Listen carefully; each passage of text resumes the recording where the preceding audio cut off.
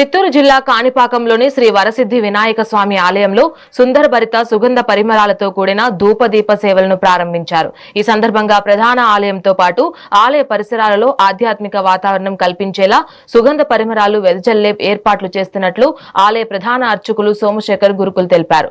దేవాదాయ ధర్మాదాయ శాఖ కమిషనర్ ఆదేశాల మేరకు ఆలయ ఈవో పెంచల కిషోర్ సూచనలతో ఈ కార్యక్రమాన్ని అమలు చేస్తున్నట్లు వెల్లడించారు. ఈ చర్యల ద్వారా ఆలయ ప్రాంగణంలో పరిశుభ్రతతో పాటు భక్తులకు మరింత ప్రశాంతమైన దైవిక అనుభూతి కలుగుతుందని అధికారులు పేర్కొన్నారు.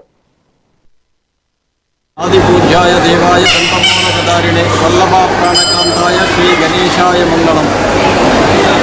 ఓం గణానాం త్వా గణపతిం నమామహే కవిం కవీనాముపమశ్రవస్తమం జ్యేష్ఠరాజ బ్రహ్మణాం బ్రహ్మణస్పదాశ్రవణోతిభిశ్రీదశాసనం శ్రీ మహాగణాధిపతయే నమః. శ్రీ స్వయంభూ వరసిద్ధి వినాయక స్వామి దేవస్థానం కాణిపాకం, చిత్తూరు జిల్లా, ఆంధ్రప్రదేశ్.